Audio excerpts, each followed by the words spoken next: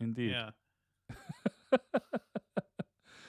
Okay, here we go. We are broadcasting live. People can hear our voices live on the internet. Hello, everyone. We're about to get started recording the episode momentarily. Hello. Okay, here we go.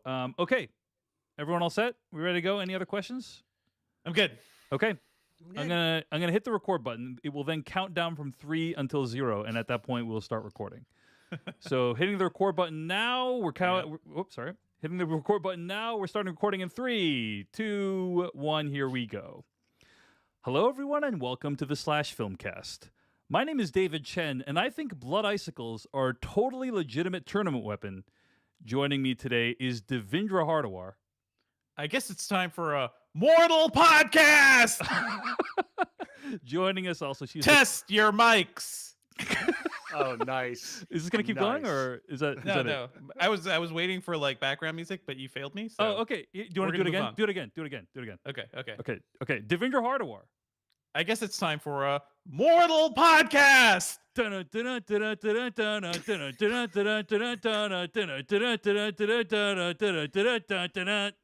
Test your mics. Okay, I think you guys got That the rendition idea. was pretty good. just off enough to avoid copyright claims. So good job, Dave. Thank you. Joining us also, she is the co-host of the Extra Hot Grade podcast and the Listen to Sassy podcast, Tara Ariano. Friendship.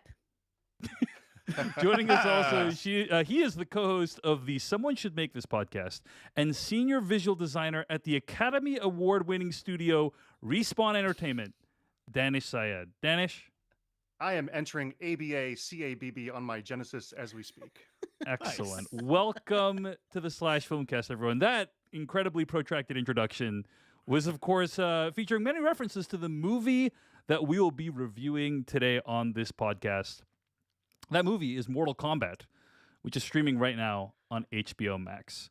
You can find more episodes of the podcast at slashfilmcast.com. Email us at slashfilmcast@gmail.com. We're going to talk about some Oscars with you tonight, react to that, what happened last night at the Oscars or a few nights ago as you're listening to this, and then move into some what we've been watching. So that is the show for the After Dark, which is available exclusively over at patreon.com/filmpodcast. You will hear our thoughts on The Falcon and the Winter Soldier, Season 1.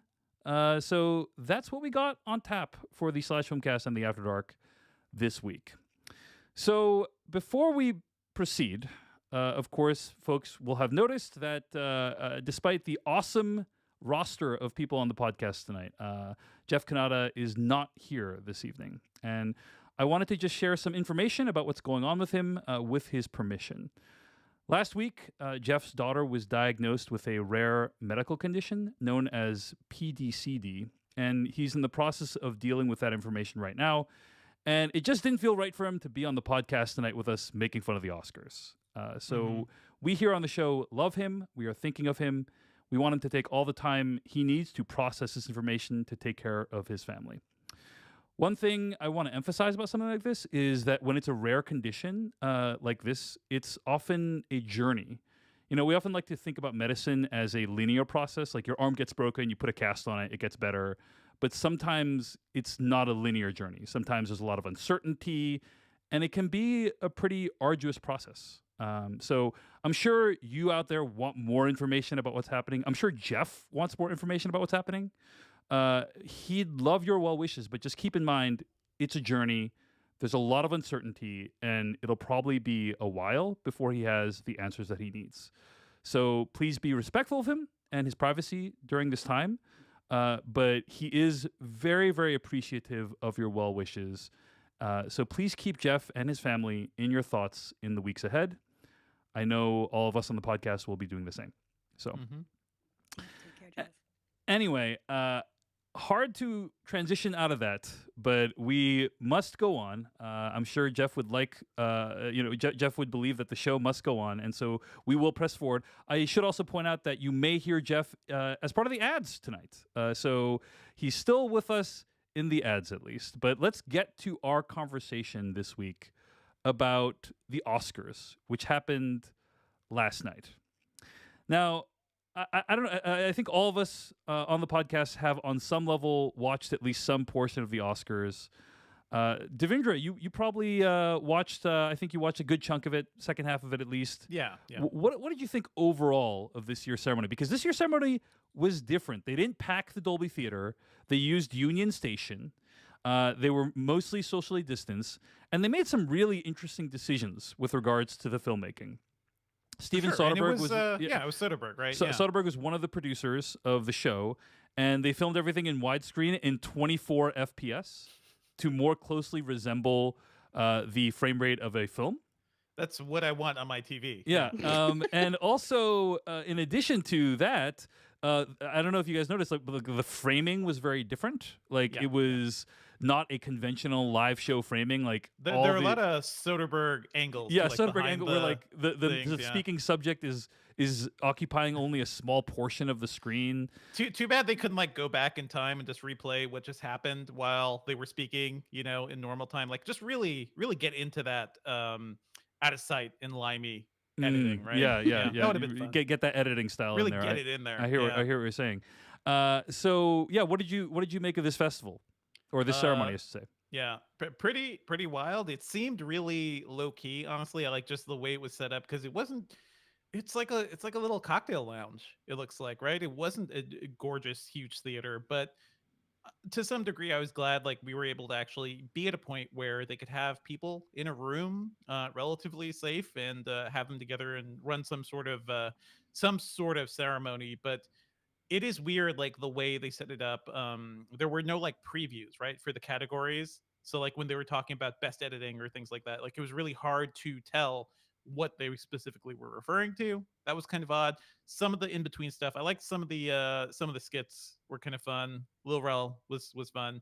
But yeah, and then that ending, we will talk about Yeah. that. But Yeah. a lot of weird stuff there. Yeah, they made a lot of interesting, bold choices. I will start with the things that are that I liked about the show. Right, they made some daring decisions, and that's always good. I always want to see people take big swings. One of the big swings they took was rearranging the order of the categories in a way that they hoped would pay off, and spectacularly did not. Another thing they did that I thought was interesting was there was no music playing people off, Yes. which I thought, the best change. Yep. Yeah, because it's always like super awkward and painful when they start playing the people off, and I'm glad they didn't do that. Now, the flip side of that is a lot of the speeches were boring, like kind of a recitation of names, but some of the speeches were actually heartfelt, and it led to some genuinely amazing moments, like with Daniel Kaluuya thanking his parents for having sex and conceiving him. Everybody should. Yeah, Everybody as should. everyone Yeah. should. Do that tonight. But Daanish, Syed, you also watched it. I think you had an overall very positive impression, right? Yeah, I think that I agree that there was some odd decisions, and obviously the ending was kind of crazy. But I hadn't watched the Oscars in a long time. I grew up watching the Oscars. I was so excited. I was super into film as a kid and teenager. I kind of fell off of it, and I hadn't watched it in maybe 10 years. Like I'd watch highlights or like on YouTube the day after or stuff like that. So this is the first time watching it, and I watched it because my studio was nominated, and I was pretty impressed. I thought it was fantastic. I was like, right from the opening title sequence, which was great. And I mean, I'm maybe a little biased. That's what I used to do. I used to make title sequences for TV and movies. And so when that started, I'm like, wow, this is something different. This is cool. And Regina King walking, and like, it just like Jackie Brown-esque, like this cool walking title sequence. Yeah, because they then- framed it like a movie. It was like starring Bryan Huh. Cranston. Yeah. It wasn't like a regular live telecast, basically. Yeah. It was so cool. And so, yeah, I think that set the tone. And I got to say, I was pretty much on board with every single decision they made. Like from beginning to end, except for the ending. You're Beginning to talking about end, every except for the ending. decision, for the telecast, right? Like, Yes. or yes, are you exactly. talking about for the Oscar decisions No, themselves? the telecast, the Yeah. production. Yeah, Yeah. I was on board. Tara Ariano, I know you didn't watch the whole thing, but any thoughts on the sections you did see? Well, I'll just say with regard to their decisions, I was glad that they backed down on the hard line they took on people being remote, because originally, when they were doing press about how it was going to be, they were like, no one can come in by Zoom. If you're not here, fuck you, basically. People were like, yeah, if we live in other countries, we literally cannot enter the US. Yeah. So what? And then they had to be like, just kidding, and like back down on that. They So, tried to make it that so was that good. the cutaways to the remote segments Mhm. were visually kind of uh, not discordant with the rest of the show, right? They tried to. Yeah. I don't know how well they succeed, but they tried to make it so that it didn't look too jarring when they cut Mhm. away to someone who's like in London giving a thank you speech or something. Yeah. Yeah. So I thought they did a good job with that, and I was glad that they didn't, that they realized there are different world circumstances right now, and like accommodations have to be made. Like, don't be like this, America. Basically, like that's kind of how I read their hardlininess. Mm-hmm. But I mean, why are we talking about anything except the ending?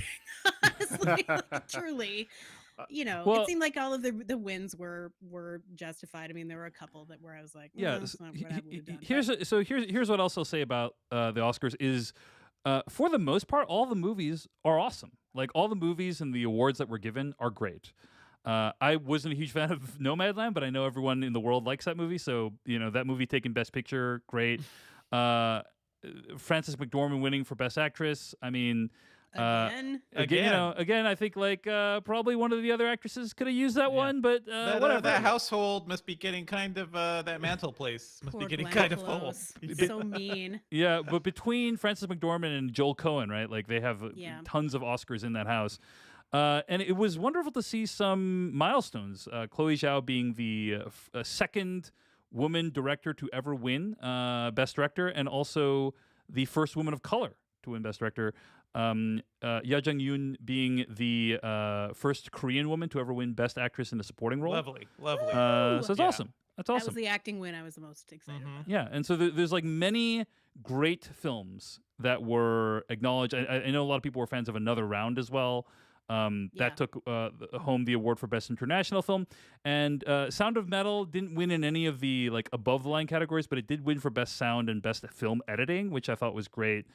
So like all the movies, and Mank took home a couple of awards as well. So like all the movies that won awards were like pretty good. Like they did do a bad job with the. I mean, very few people have seen literally all those movies I just said, but for the most part, they're great movies. And so I think that like that should not be understated. Is that like they did a good job with the awards. Well, and also it was easier this year than any other year to have potentially seen all of those movies. Right. Because Yeah. Despite the fact that it was easier, I don't think that many people have seen them. But yes, you can turn on your TV right now and watch the overwhelmingly vast majority of these movies, right? Yeah. Mhm. So that's great too. Okay. Then there was the ending.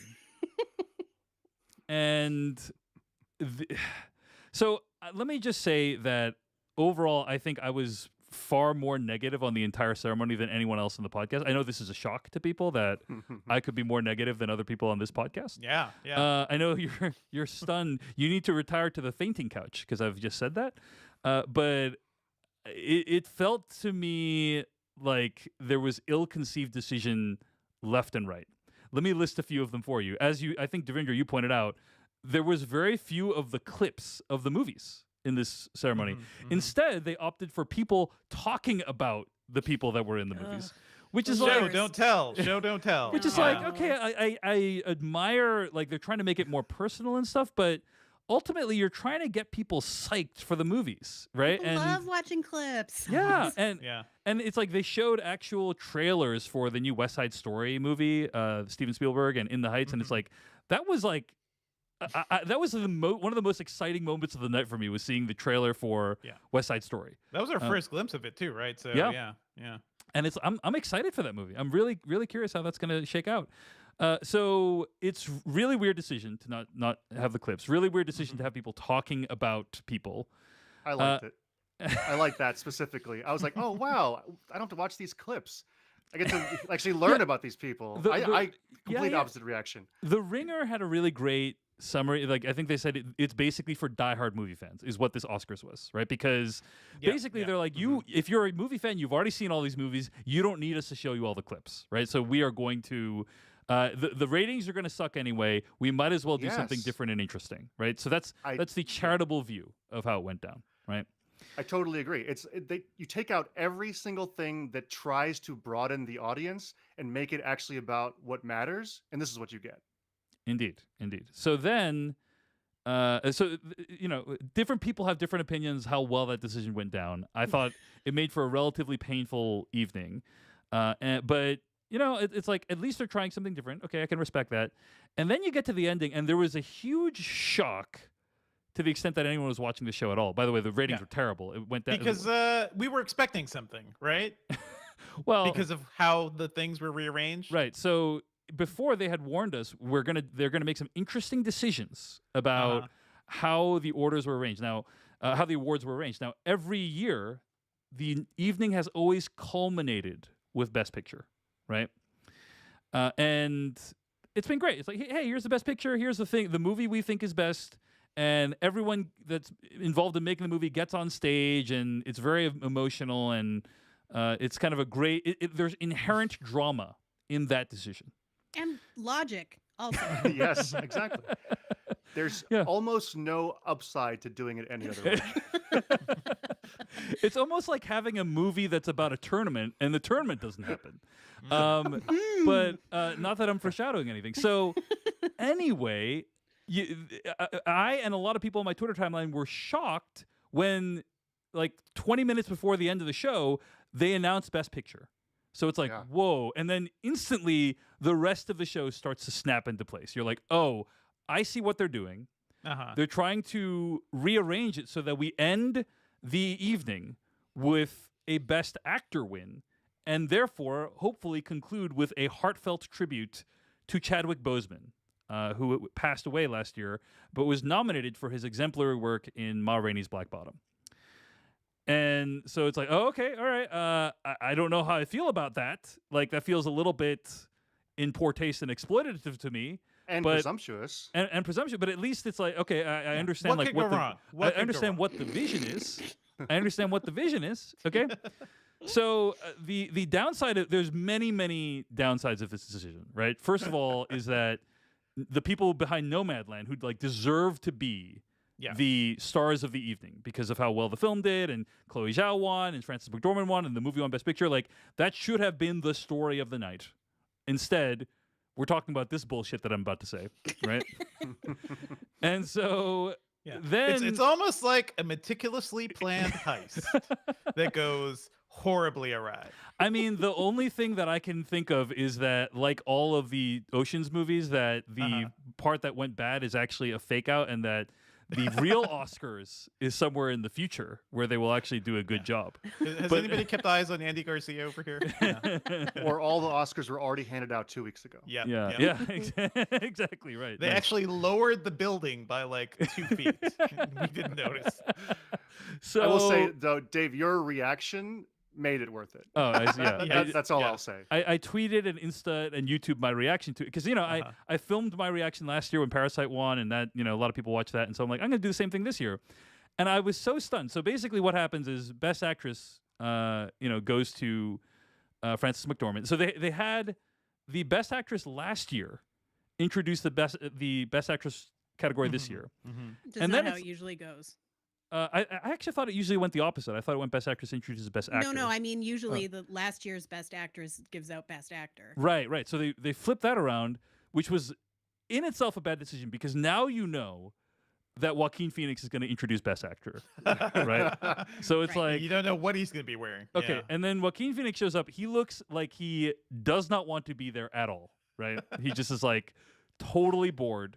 He's like, they told me to say some words about acting, and I guess it's about convincing people that you're someone else, like that's basically the extent of what he said. And we're all kind of expecting that it's going to be Chadwick Boseman, and I think they actually invited his family there to theoretically give a speech, which kind of is like felt kind of icky already. But it's like, okay, maybe if she's able to give a speech, then that it will be so moving, it will redeem the whole thing. But also, in their defense, he has won a lot of the precursor awards. Yes. And she has given a lot of those speeches, so it's not like totally out of left I am field. upset that you have uttered the words in their defense tonight, Tara. I'm just saying, it's not unprecedented. You're right. I mean, they made a high risk gamble, and it went horribly for them.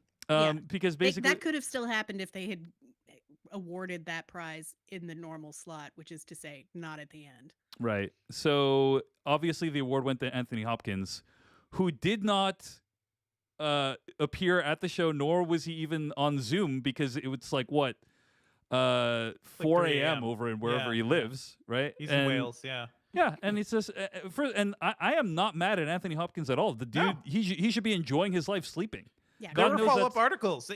They pleaded, please let me Zoom from home for this thing. And the Academy was like, no, you got to go to either Dublin or London.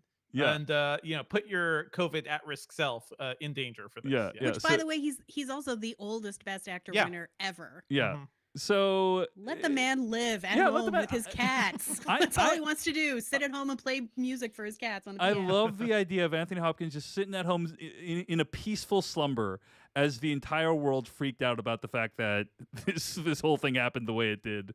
Yep. So no bad feelings against Anthony Hopkins at all. For a good performance. For too, an a amazing great performance in The Yeah. Father. He did amazing in that film. So yeah, love Anthony Hopkins, but they gambled really badly, and then basically Joaquin Phoenix is like, the Academy accepts the award on behalf of Anthony Hopkins. Okay, now the show's over. Goodbye. Yeah. And it's just like, I think whoa. he saw the writing on the wall. He was like, I'm out of here. Yeah. He's like, I'm peace That was out. awesome. Yeah. and by the way, so I saw, Dave curated a list of like, here are some of the moments that you should watch, and one of them was that. And like, David Cole, your husband. no, referring to. you. Oh, me. He didn't Oh, watch. okay. No, Okay, he sorry. didn't care. He doesn't know. Okay, no, sorry. you. I thought you were talking about like an article he wrote or something. I No, apologize. God, no. Yeah. No. And so all No, he of would these never other profane his life with this. Yeah. Okay. Go ahead. certainly not. I watched every other one that was on your list that you gave me was on like the ABC YouTube page. This one sure wasn't, so it's a good thing that the Instagram user at Dave Chensky put it online, because otherwise I would never have seen it. Yeah. But it was hilarious. It was. Yeah.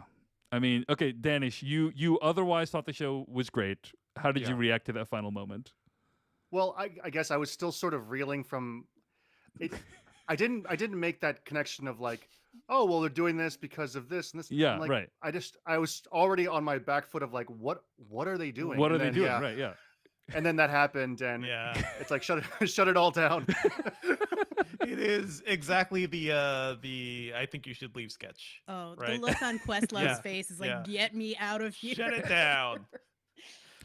You know what's funny though? It is of a piece with the Oscars just being bonkers for the last few years, right? Like Parasite, I didn't see that coming. I remember I was laying on the floor just like waiting for that event to be over. And Yeah. I just like shot up and started screaming when Parasite went. And then the Moonlight and La La Land thing, I was watching that live. Yeah. and, What is boy. it with these like incredibly unpredictable and sometimes upsetting endings that the Oscars? I kind of love it. I do. I want the chaos, please. At the same time, though, the ratings have been, I think, the worst that they've ever been. Like this is, Correct. it dropped like 58% since last year. Under 10 million people watched Mhm. it last night. It was I think that was basically true a disaster. for most award shows. Like Correct. just, in Correct. general. So Yeah. they've been bad in general, but yeah, this has been pretty rough year for the Oscars, and I can't say it was undeserved. I can't say this is not one of those things that I'm like, oh man, isn't it a shame that they did such a good job with the Oscars and then no one watched it? Like, I mean, I at don't least feel this that way at all.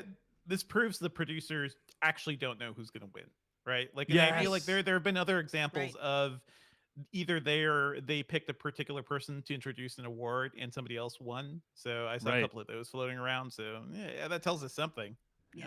I kind of the- feel like this is what the Oscars should be, though. They should not Sure. go for the ratings. They should go Yep. for something cool and interesting and It's an intimate. all-out and- bloodbath. yeah. At the same Well, I time, they typically charge ABC $100 million to broadcast the Oscars. Well, maybe they shouldn't do that. And it's only going to keep dropping, like not just because fewer and fewer people care, Yeah. but because like with more and more people cord cutting, and I will not say what I feel about them, Mhm. except they are quitters. But like the numbers are just going to only keep going down for live events. Well, because- there are ways to watch it. So I like, know, that's but the thing. but the average person doesn't know what those ways are. I mean, yeah. Actually, you, I signed up for YouTube TV just to watch it. Wow. I'm on my Boy. 5-day free trial. the Yeah. most expensive of the TV Yeah. options. I like was it Lowcast, which does like it's a free streaming thing, and you donate a little bit. Oh, a you lot can of do over Twitters the on this years, yeah. podcast. A Interesting. lot, a lot Wow. of quitters, like yeah, or yeah. buy an external digital antenna, and you Yeah. get ABC for free. If you get that, we by the way have not talked about I think the most one of the most insane sequences of the night, which Glenn was Close. the Glenn Close thing. It was Lil Rel going around asking people about particular songs, and also the Purple Rain and her sequence, like a beautiful. But Glenn Close having encyclopedic knowledge of the butt, which was clearly It was a great bit. great bit, clearly Yeah. like rehearsed and everything. Yeah. But then it keeps going. Like he keeps going to the point of her doing the butt. And great. I have to say I loved it. I Yeah. loved it. Yep. It wasn't a bad segment. It's just bizarre that it's happening like 2.5 hours into a 3-hour, 15-minute long show. Most definitely. And then they had the in memoriam sequence, and they like had to rush it, like I think to the music, but also they were rushing through. You know, there's like several people Brutal. per second. It was Yeah. a brutal in memoriam We spent segment. 5 because minutes it on the butt. was- Yeah, yes. It's like that they focused on the butt instead of the in memoriam.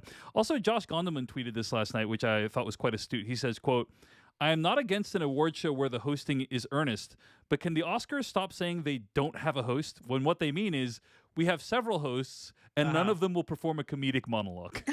End quote. Yeah. Never again. And that's Yeah. hurt the things as well, because before you could tune in and see Kevin Hart, before that Yeah. whole debacle unfolded, you could see Jon Stewart, you could see David Letterman, you could see these people were draws, right? And now they're I like, feel like a host would have could have even maybe tried to wrap the finale situation, just like right, something. could have done something, Mhm. So anyway, bizarre decisions all around. A very rough evening all around. If you were a diehard film fan, you might have enjoyed it. Otherwise, I cannot recommend this broadcast to anyone. But all the congrats to Chloe Zhao, like Yes. who is just killing it. Amazing. it. I can't wait to Absolutely see. Can't wait to see the Eternals. Can't wait to see the Eternals. So, Yep. and those are our thoughts on this year's Oscars. All right, let's get on to what we've been watching this week. I want to talk about couples therapy, the show. Is everything okay over there? Anything you want to talk about, buddy? I knew you were going to do. I tried to preempt you. I tried to say Uh-huh. the show on Showtime, but before I could You even didn't. get it out of my You mouth, I could. Yep, no, it's okay. It's okay. Anyway, couples therapy is a kind of documentary-esque show on Showtime. I had heard about it from various sources, but it was listening to Tara Ariano and her colleagues talk about it on the Extra Hot Great podcast that so really got me to check it out. Season 1 is available for free on Prime Video through April 30th. And so definitely check that out if you have a chance. But this is a show that I would consider paying for Showtime to watch this. Like that is So good. that is how good it is. It's basically season 1, which I've watched a lot of, follows I think 4 or 5 couples over the course of many episodes. And the way the show is done, it is filmed beautifully, and it does not feel exploitative. It doesn't feel like reality television. It feels like you are actually getting insight into the concept of modern marriage, into the what good therapy actually is. I love Orna Goralnik, who is the therapist on the show. She is incredible. It's just a really fascinating show. I would actually recommend you watch it, or watch it with your spouse or loved one. I think it'll prompt some really valuable conversations. But I think it's just really well made, and would recommend it because it's revealing, it's insightful, and it's moving. Tara, you watched this as well, right? Yeah, it's spectacular. I mean, I think when you say it's real, people might seize up and think, "Oh, I don't want to watch that," because they think it's going to be gross. But it's not. It doesn't have any of the the sort of. It's not made with the vernacular of reality TV. It really is more like a documentary series. And Right. It's shot in 24 FPS. You know. And it looks and there's no beautiful. talking heads really, right? It's Yeah, just yeah. yeah. Yes. And there's no interviews with the people after where, they're Right. saying what I meant by this was blah, blah, blah, where there's clearly a story editor that's Right. crafting a narrative. It's just, these are people having therapy, and that's what you see. Yeah. So it's great. Yeah, so you can check that out. It's on Showtime. I watched the first season on Prime Video. I think it's like Showtime's making season 1 available for free for a limited time, so it might be available elsewhere. But that's couples therapy. That's what I've been watching this week.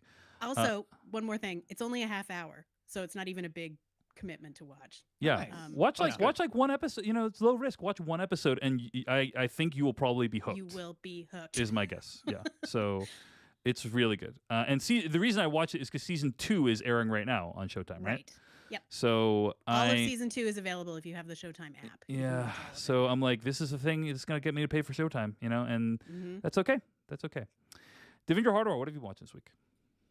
A few things. I've actually been checking out the new Joss Whedon show, The Nevers. It's on HBO Max, which is very much a Joss Whedon show. And let me just say, I do feel a little weird watching this now and actually being kind of into it as well, because I feel like maybe Tara, maybe you would understand, right? Well, he got fired from it, so there's that. I Yeah, mean, he you got feel fired a little from less it guilty about it because of him being an absolute shitbag, apparently, to work with, and just bad human, which is a Mhm. shame because I grew up watching all of his stuff, right? And the thing is, like, the guy can be an incredible TV writer.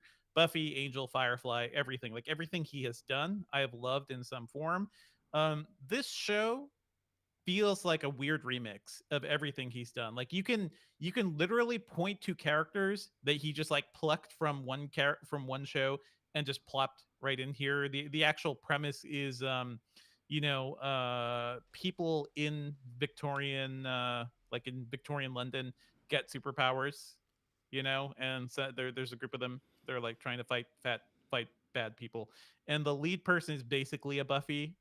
Her best friend, like the other person that she's working with, is basically a Kaylee from Firefly. The villain, who is I guess she is kind of psychotic, and that is what makes her evil. Like it is not a very PC thing to do anymore. But man, you- she is basically Drusilla from Buffy, who had this sort of like chaotic evil thing going on, and it was fun. It was fun with Buffy. Certainly doesn't like age well given the way we understand things now, but it is just really funny to see that all these tropes are just kind of wrapped back up into something. And the series is basically X-Men. The series is basically this group of women and girls. They have a school. They are overseen by a rich person in a wheelchair, played by Olivia Williams. Like, Whedon knows what he's doing. This guy wrote Astonishing X-Men for a bit, so he knows. It is just funny, like so many different things that he's doing. There's one girl, her powers, she's just giant. They did that to Dawn in the Buffy comics. But all this is to say is I kind of dig the show, and I feel bad about it, which is just a weird state to be in. I think the pilot is an excellent Whedon pilot because it really introduces the world, sets the stakes and everything, and gives us all the characters. But it also like shows us the inciting event that also gave everybody superpowers. You're not like keeping it a secret. And I thought that was like a weird, beautiful thing to just like throw out there in the pilot. I saw the second episode. It is not as good, written by Janus Benson, who's like a longtime Whedon, collaborator and writer. I'm gonna stick with it though, because here's the thing: like this stuff works for me. Like the way he writes characters, the way he writes dialogue, the way he like builds his stories typically work. I hope that it keeps. I hope like I'll feel less guilty watching it because it's under another showrunner now. And I hope it gets even better. Like I think there's just so much potential here for like a cool Victorian X-Men type thing. The action is good. Production values are pretty good. It is a Whedon remix, but man, if that's not my catnip, like that's the problem. I just feel bad about it. I have like very complex feelings right now, but I'm digging it. It's a fun show so far, at least. Tara, you seen the Nevers? No, when I first read about this, I was like, Primrose Chataway and Yep. Lavinia Bidlow is like, absolutely not. And when it premiered, I told Dave, this is Dave, my husband now, there's like the new Joss Whedon thing that's out. It's like a supernatural Victorian something. And Dave was like, wow, that sentence started bad and just kept getting worse. So no, we have not sampled this one. I see. All right. Well, Devindra, I wish you the best of luck. I hope it improves or stays good, even in Joss Whedon's absence. It feels weird, guys. Like it does. It feels weird how somebody who was so prominent and like basically seen as a genius, in his time, is not anymore because of these very like serious allegations against him about just being generally a shitty showrunner and a bad boss and somebody who like perpetuated a very toxic environment on his sets. I'd suggest everybody go read up on all that stuff. I just, yeah, we're in a weird state where like I can. It's sort of like how Jeff felt about how much he loves certain other creators, and he feels bad now because he still likes their work, and apparently they're terrible people. So, Yeah, it's a Weird state. weird time right now. But that's The Nevers, and it's streaming right now on HBO Max. What Mhm. else you been watching, Devendra? I checked out the first episode of Shadow and Bone on Netflix. This is another big budget fantasy thing. Very, I don't know, like very Hunger Gamesy meets Game of Thrones with some real magic stuff in there. But it is for anybody who watches anime, like the vibe is very much Full Metal Alchemist. You know, it is like cool military outfits and people who have magic powers in different ways, and we just catch a glimpse of people who can do fire magic by clicking their fingers like Roy Mustang and Full Metal Alchemist. So I just want to say I'm here for it. I really it's apparently it's a YA novel series. It is not as like mature as something like Game of Thrones, but I'm really digging the world. I love the cast. The look of it's really interesting. Um, I can't really say much about what it's about because I would sound like a crazy person trying to describe any of this. It is about a world where there's a giant storm. They try to go into the storm, but to get the storm, they need like a sun wizard. And Defender lost his mind. yeah. There's that. That's always good. It turns out the main character is like a legendary figure, a legendary like sun sorcerer type person that everybody's waiting for. So it is one of those stories of the main person being a very very important person in this universe.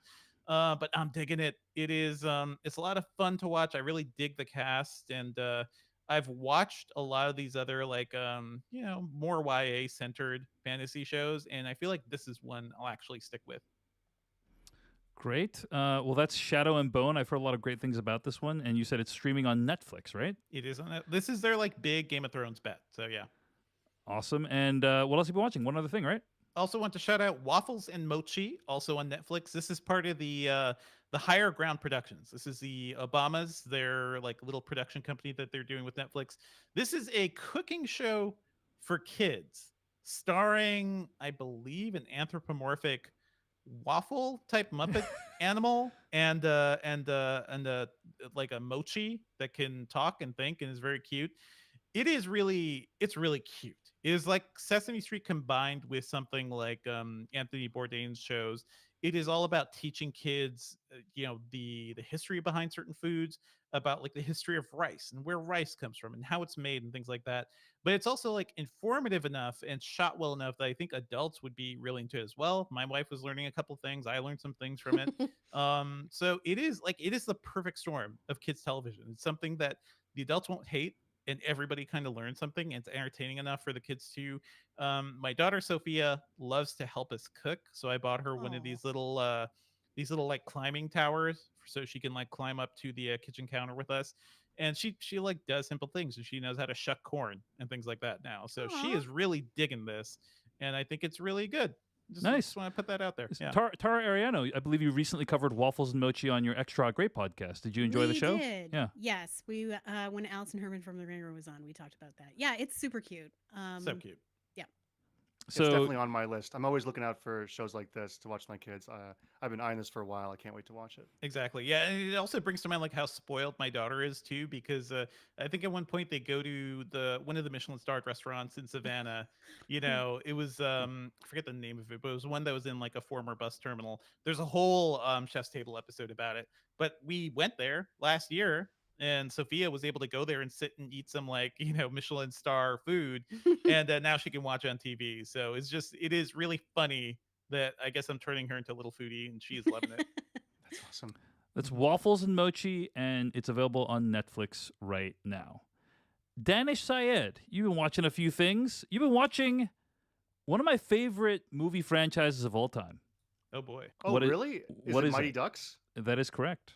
Oh, I did not know that. Okay, so yeah, speaking of like children's programming, I'm always looking for things we could watch as a family, and I saw that the Mighty Ducks Game Changers was coming out on Disney Plus as original series, Yeah. and my kids had never seen the Mighty Duck trilogy, so I Yeah, thought, so of oh, course this you is got to great. brush up on the Mighty Ducks lore, right? You can't Got just it. go in cold. The show is very lore heavy, apparently. Yeah.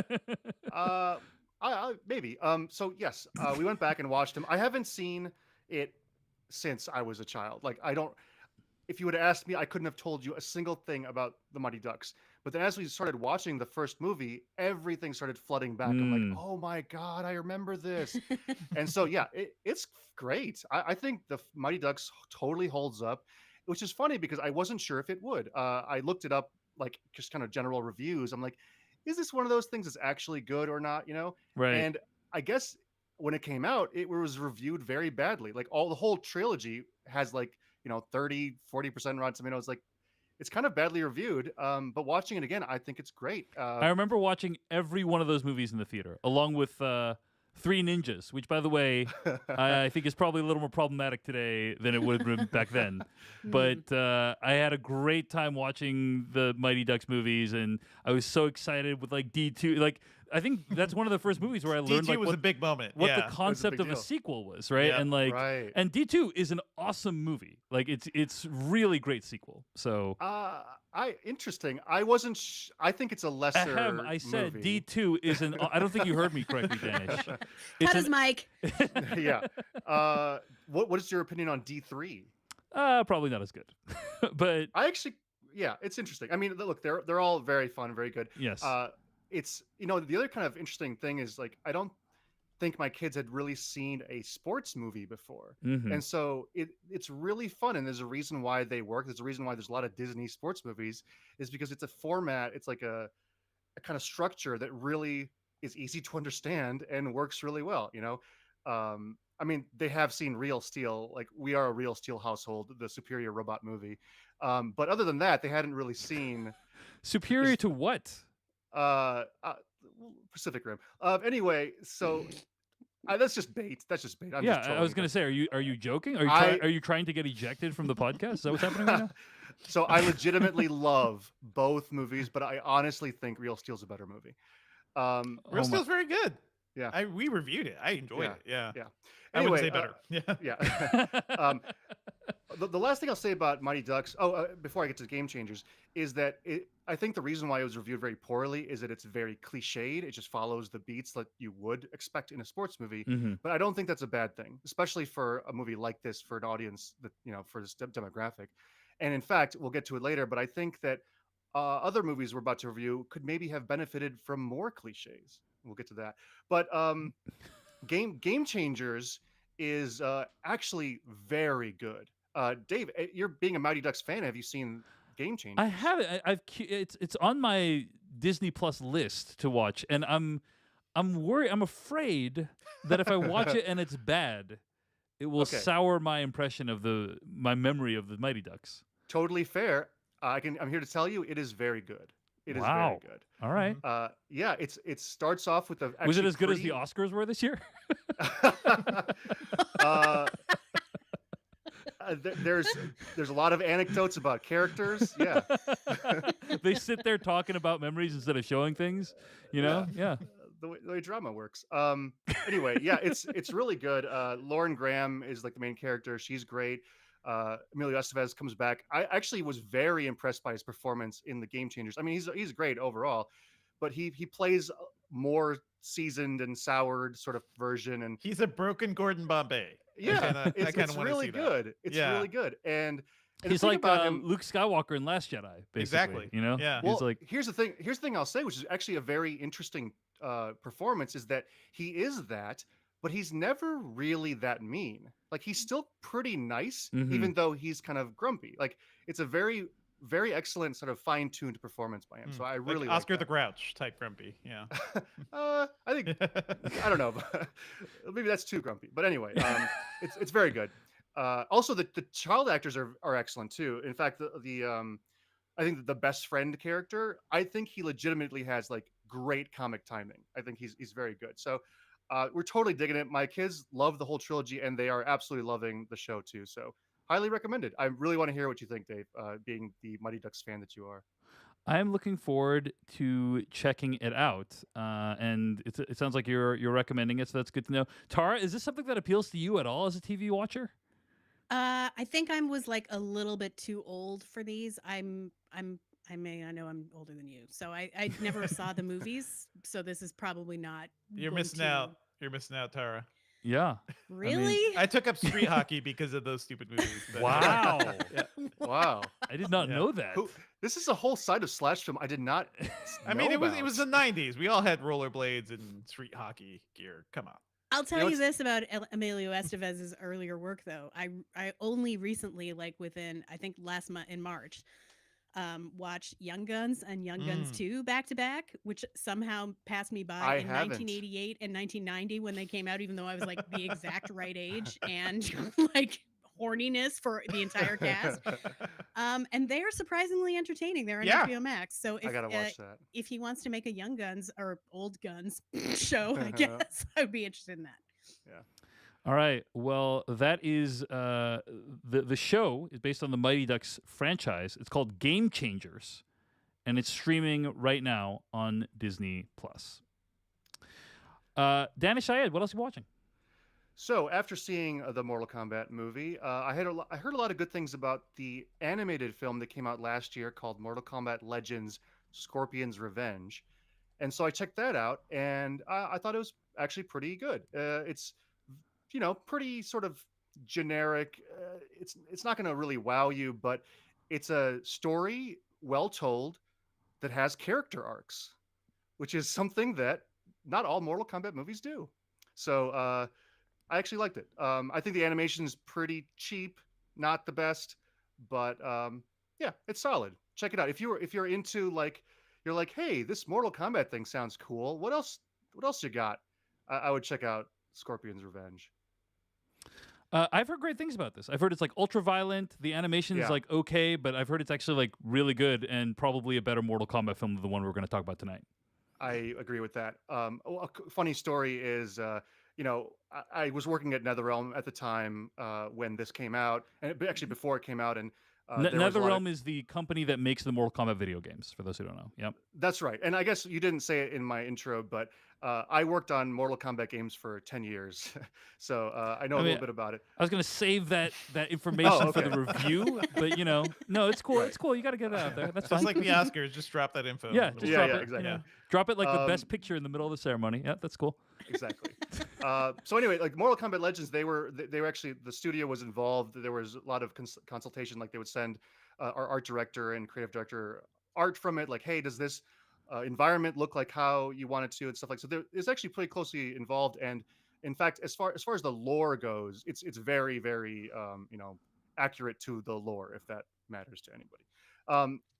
But what I was going to say is when there was an interesting kind of anecdote that one of the first cuts that they showed our creative director was so violent that the co-creator of Mortal Kombat said, "I think you guys went too far," and they actually cut some of the violence out of it because it was that gory.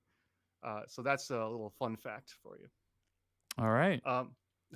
So yeah, it's solid. It's worth watching. It's Mortal on, Kombat Legends, Scorpion's Revenge. And how did you watch it again, Daanish? That's on HBO Max as well. Got it. Okay.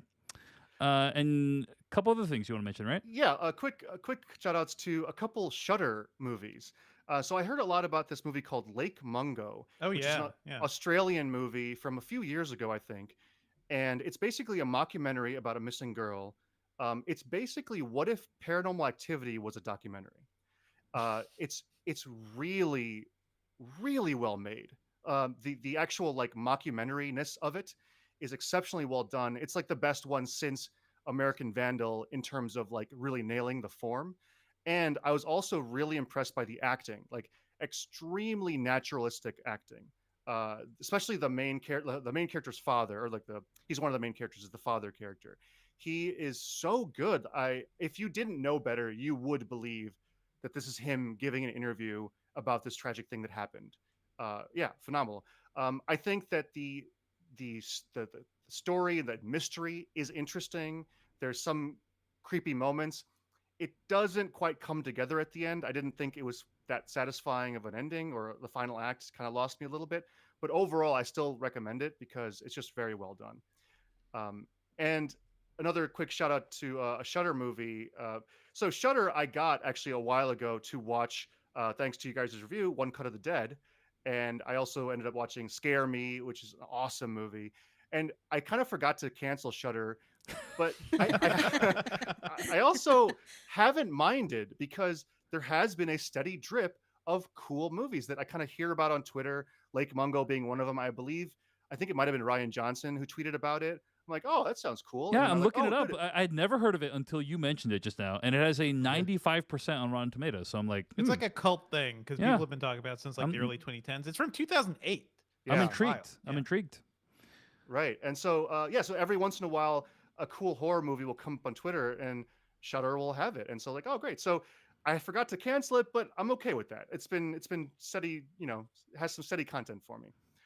The other one I actually sought out, and again, it was awesome that it was on Shudder. It's called The Banishing, which I've never heard of, but it just came across, and I noticed it was directed by Christopher Smith, who, Dave, you might know Ooh. as the director of There you Triangle. go. Yes, Triangle, Yes, one of which- my favorite time travel movies. Me too. Me too. And he also did an awesome movie called Black Death, starring Sean Bean and Eddie Redmayne and Clarice Van Houten, which is awesome. If you haven't seen Black Death, definitely check that out. So I was very excited to check out The Banishing, and I think it's my least favorite of his movies. It's solid. It's very much like House on Haunted Hill or is that what it's called? Or Haunting of Bly Manor, like those two movies or a series. It's very much kind of like that vein. There's some timey-wimey stuff going on. It's a little bit like that with a little bit of Triangle, it's solid. It's, don't love it, but if you're into that sort of thing, it might be worth checking out. All right. Well, that's Lake Mungo and The Banishing, and you saw them both on Shudder, which is a streaming service you can subscribe to via a variety of platforms. Yeah.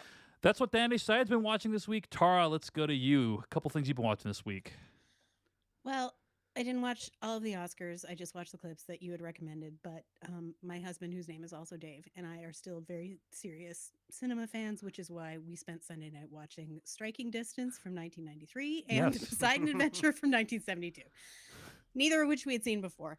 And so I have been mocked in the past and present and probably future for my DVR setting practices, which involve going through the entire guide every day to make sure that there's stuff I want to record, and often there is. And it's sometimes weird stuff like this that I wouldn't come across. Okay, hold on. otherwise. We need to pause here for a moment. Please. So, Ask me anything. okay, so what DVR device are you using? So we have DirecTV. Uh-huh. So we have a DirecTV, like it's called the Genie, and then we have receivers for several other. And does it physically make a copy onto your local hard drive, or because, for instance, on YouTube TV you can quote unquote DVR things, but it's not actually creating a hard copy on your hard drive. It's just it's just like marking it so that it can stream it to you later, basically. Oh no, it's like it records it. Yeah, so it's physically okay, got it. And so every morning you browse around looking for what exactly? Just movies that or whatever. Like I go through our channels that I'm interested in and just go through the prime time on some of them. And like for the movie channels, which we get all of them, I'll go through it like from midnight to midnight on a day and just page through all of the channels. Wow. Wait, but aren't the movies that you choose available anytime? Yeah, anyway? like aren't they Yeah. streaming on like question. HBO Max or something? Yeah. Great question. Sometimes that is true. And I also have the Just Watch app on my phone, and I do this on my phone I every use it day. all the time. Yes, as Just well. Watch. Yeah. But sometimes like we have stars, some stuff goes on the stars on like they'll air it, but it doesn't go on the stars app. And then other times, like if you have Cinemax for some fucking reason doesn't have an app at all. So if you record something from Cinemax, like that's the only place you can watch it really, unless you want to like put it on your browser and then AirPlay it to your Apple TV. Like Jason, whatever his name is, Kylar, what the hell are you doing? Like what again? I must ask, why did you call it HBO Max if there is not Cinemax built in? It is weird to call it HBO Max to then own Cinemax and then not put Cinemax on the service that's called They HBO put Max. some Cinemax shows, but not everything. Yeah. Which is dumb. Okay, so yeah, because sometimes a TV or a movie channel might have broadcast rights to it, but they might not have streaming rights to it, right? So that then you can DVR, you can find a loophole through that, DVR that stuff, and then watch it at your own leisure. Has there been anything you found that you've been very proud of? Like, is there anything you're like, oh my gosh, I recorded the one time that broadcast Yeah. in the North America? You know, I, like, know, I know people who have the Black Hat director's cut, which Oh was my only shown on God. FX once. Whoa. So yes, Black Hat, that is is that the Michael Mann one. film? Yes. Wow. I need to see that. Wow. I mean, All I right. wish I had a good answer for that. Like, I wish I had saved, for example, the time that Adam Pally and Ben Schwartz guest hosted the Late Late Show, because like they never aired that again, and it was so good. But I think I no, it's have that. mostly stuff like this, and it's more like I'll DVR a movie just because I never know if I'm gonna want to watch it like this week or 6 months from now. And the other thing about the streaming services is that they expire. Yeah. Or with HBO stuff, like it'll run on HBO for like 3 or 4 or 5 or however many months, and then it goes to Cinemax, and it like might as well be down a well for as accessible as it is. Truly. Yeah. Yeah. So one of those gems you discovered was Striking Distance, I mean, gem is a strong word, but the the Bruce Willis 1993 movie? Bruce Willis movie. Yes. I saw this when it came out. Yeah. It's a very enjoyable movie. Like, it's Huh. stupid. But like, these are the kind of dumb action movies that we enjoy. And this is like a good era of stupid action movies. So he's a cop. He comes from a family of cops on like both sides.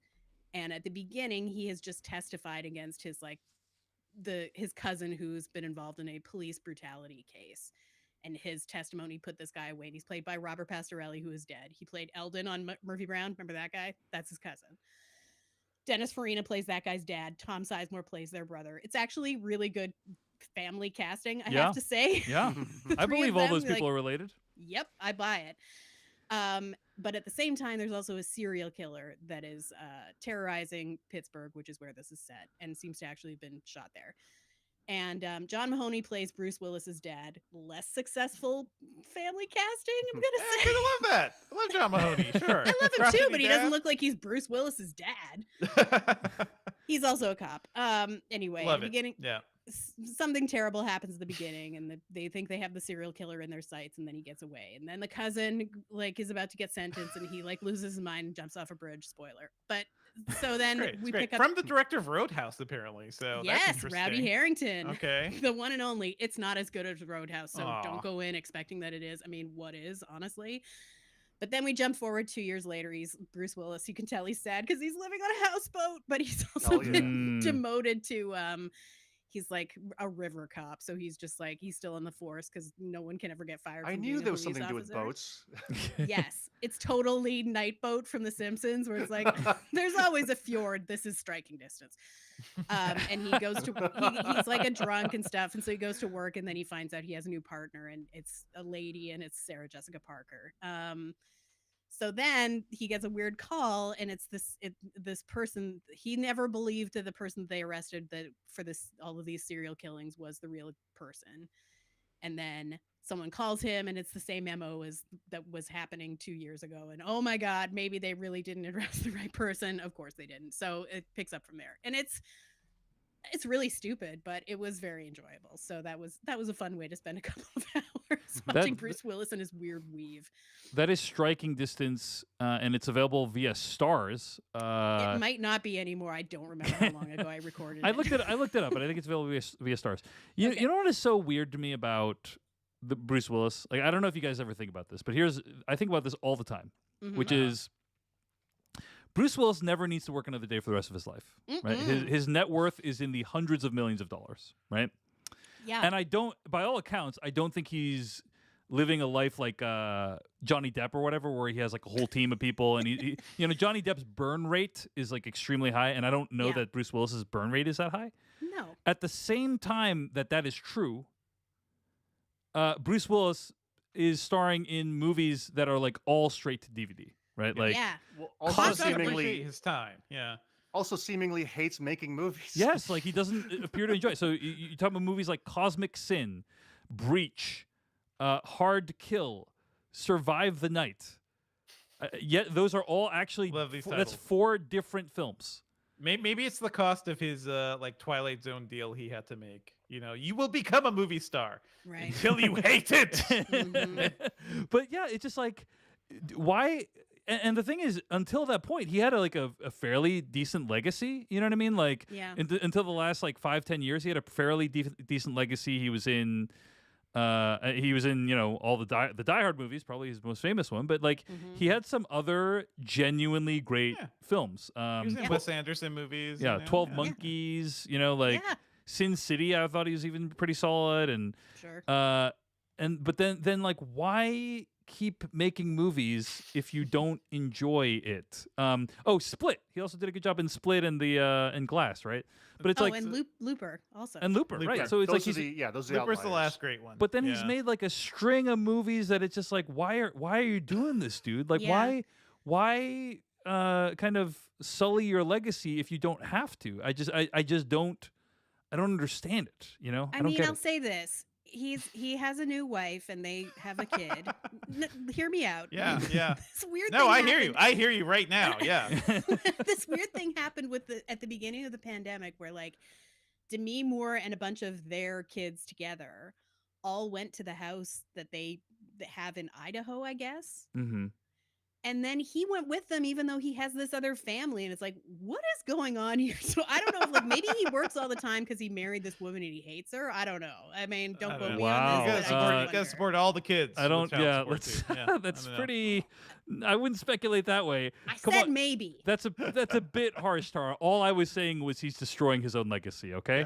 Well, Anyway, that's striking distance. yeah. It's apparently quite good. Yeah, Anything it else was to be fun. watching, Tara? Yeah, so then we also watched the Poseidon Adventure from 1972, which is a classic disaster film. And it sags a little. I mean, considering it's under 2 hours, it feels very slow by today's I would have standards. never guessed it was under 2 hours because I remember right? seeing that. Yeah. But yet it is. It's a lot of set pieces of like we have to get from here to here. Now we have to get from here to here, and it's like, I mean, you know, everyone knows the story, but everyone knows what the Poseidon Adventure is about, right? Do I have to say? Why don't you give us The a ship goes. Yeah. yeah? Okay. Give us a 1 or 2 sentence recap, Tara, as you All are right, wont well, to do. Poseidon is it's a cruise ship. They're going from New York to Athens, I think. It doesn't matter because they don't make it. But spoiler, they're on New Year's Eve. There's a huge wave, and the new owner of this ship is like making the captain, played by Leslie Nielsen before he started doing comedies all the time, is making him pilot it in a very unsafe way, and so they get wrecked by this wave, and it turns the ship completely over. So in order to have any chance of survival, people have to like try and basically climb to the bottom of the ship, which is going to be the top because it turned all the way over. And so Gene Hackman plays this kind of renegade, like hippie minister, and his brand of Christianity is like God helps those who help themselves. So he leads a bunch of the hardier guests at this, you know, the big banquet hall where everything happens, to try to like make it through the ship rather than just stay in the ballroom and wait to be rescued.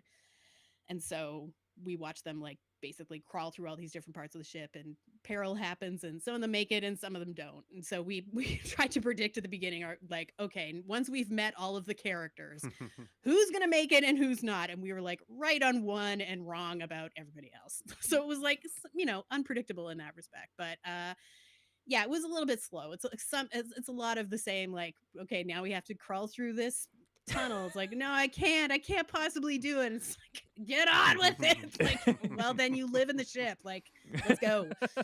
You know, one of the survivors is the singer who sings the famous, like, There's Gotta Be a Morning After song, the song from the movie. And she is the most annoying one. We're also supposed to think that she and Red Buttons are like gonna be an item, even though he's like definitely in his late 60s and like super coded gay, which is weird. Like, why are you making this love story happen? She's like 23. It's very strange. But yeah, I mean, it's a classic for a reason. So now that we've watched that, we've also watched The Towering Inferno. So next on our list is probably Airport and Earthquake. Yeah. So, yeah. Have you seen Poseidon, the remake? No, but I'm definitely interested in it because I've That's seen the, the cast, and it's like, this Andre is a lot of Braugher, who right? you want versus who you get. Like, none of the people in this cast is anyone's first choice. Is he in that? The thing I remember about Poseidon was Richard Dreyfuss is the one in that. Uh-huh. And at a press junket, someone asked him, "So what drew you to the role?" And without missing a beat, he says, "The money," Yeah, which I thought was amazing. for sure. Gene Hackman is giving off those vibes the entire time. Good answer to give for a job interview too. By the way, if you ever Yeah. have a job interview, that's what you should say. Really interested in that. So I still can't to this moment tell whether you enjoyed this movie, Tara. I mean, I'm glad to have seen it. If I'd seen it in the theater, I probably would have been annoyed because it was pretty slow. But, watching it at home where you can like flip through a magazine in the more boring parts, it was a fine way to spend 1 hour and 57 minutes. Hearing about this just makes me want to rewatch Daylight. This Uh-huh. Stallone. Yeah, Yeah. that was good. That was a good Underrated movie. film. Underrated film. It did not do well, I think, when it first came out, but pretty cool. I enjoyed that movie. I enjoyed Yeah. that Daylight. So Yeah, I the saw that in the 90s theater. output I of don't remember Sylvester Stallone is underrated. We watched Cliffhanger quite recently, and that one's pretty good too. Yeah. It's good. where did you stream the Poseidon Adventure, Tara? Well, we didn't. That was a Cinemax joint, so we just watched that straight off the old DVR. Damn. Okay. Wow. Mhm. All right. Well, that is what we have been watching this week. All right, folks. Let's get to weekly plugs. This is weird. I wanted them to be super excited. Rods, reels, and romance. So good. We're texting each other furiously. I love that you did that. Unsolicited. Let me tell you. I think in a way it takes a lot to get us to furiously text. So good. Unsolicited. All over the place. So good. So Just good. let the internet have its way. Plugs. We'll cut, I think we should cut that down. Cut it down. Oh, I could have. Yeah, you Oh, stepped on it. Sure, close, I so was close. Yeah. Oof. Yeah. Well, that's our weekly plugs. It's been a while since I played that remix on the air, and wow, I feel like it's that rare piece of music that gets less comprehensible over time. But anyway, appreciate it, Noah Ross and Thomas Medina, for supplying the pieces for that. Weekly plugs are part of the show each week where we plug something we made or that someone else made that we really enjoyed. I will plug on Culturally Relevant, the podcast. I've been doing this series 1 year in the Seattle pandemic where I've interviewed a bunch of people who live around Seattle and what their experience has been like in their industry over the course of last year. This week, I interviewed Megan Griffiths, a local filmmaker, very talented. She's directed a lot of TV and film, and it was a very moving conversation, and I would recommend you check it out. She talks about how the film industry changed and all the new protocols and all the implications of that. So check that out on Culturally Relevant. Devendra Hardawar, your weekly plug. Oh, I reviewed the Surface Laptop 4 over at Engadget, the 15-inch version. So, I talked about one of my favorite gaming laptops of the year, the Asus G15, the other week. So this is more of a mainstream ultra portable, but I really dug it despite it looking exactly like the last few Surface laptops. I kind of want them to change things up. I played But around with the it's- Surface Laptop 3 before, and it's a beautiful device. Beautiful. device. Terrible battery life, but very nice looking computer. This one actually has good battery life, is actually pretty powerful. Like, it is exactly the same case wise. It just has better internal. So I dug it, gave it a pretty good score. So check out my review in Gadget. And we also have a video up on YouTube. All right, that's Devendra's Surface Laptop 4 review. Tara, what's your weekly plug? I will plug our most recent episode of Extra Hot Great, where we talked about your chosen show, David, Couples Therapy. Our guest was Catherine Van Arendonk from Vulture, and we had a great time talking about that and several other shows as well. Daanish Syed, your weekly plug? Yeah, you should check out my podcast. Someone Should Make This. Me and a few other game developers get together every week, and we come up with silly video game ideas, but then we give it a real critical eye and actually talk it through to its logical conclusion, and hilarity ensues. And yeah, it's a fun time. All right, that's Someone Should Make This, Extra Hot Great podcast. Check those weekly plugs out. All right, folks, let's get to our review of Mortal Kombat. Why are you laughing? That was excitement. Right. Yeah. So okay. So the trailer's gonna go here. I didn't actually clip the trailer. But do we have any thoughts on what constitutes a spoiler in this film? As usual, Deaths. last act stuff. Yeah, Yeah. last act stuff, I guess. Yeah. Last next up. Okay. Cool. There's like major main characters who do die. Okay. Yeah. So As much as you any can die in main this, character yeah. deaths were not included in the pre-spoiler. Remember who died. I have the plot summary from Wikipedia. Nice. Refresh my Yes. memory. All right, here we go. Hold on for 1 second.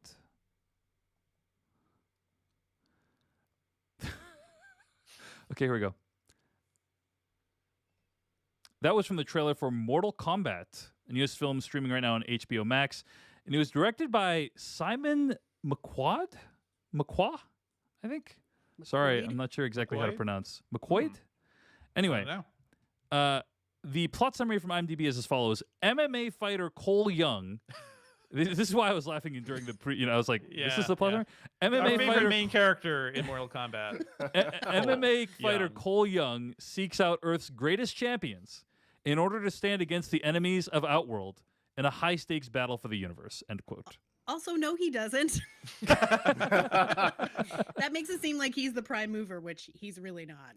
Indeed, indeed. Okay, well, Daanish Syed, I want to start with you because, as you mentioned, you worked at a game studio, and for many, many years, you helped to create Mortal Kombat games. So you are one of the foremost experts in the world on Mortal Kombat, right? Jeez. What was your Yes. sort of anticipation going into this movie, Mortal Kombat on HBO Max? Like, was there something that you were like, if this movie delivers X, I'm going to be happy with it?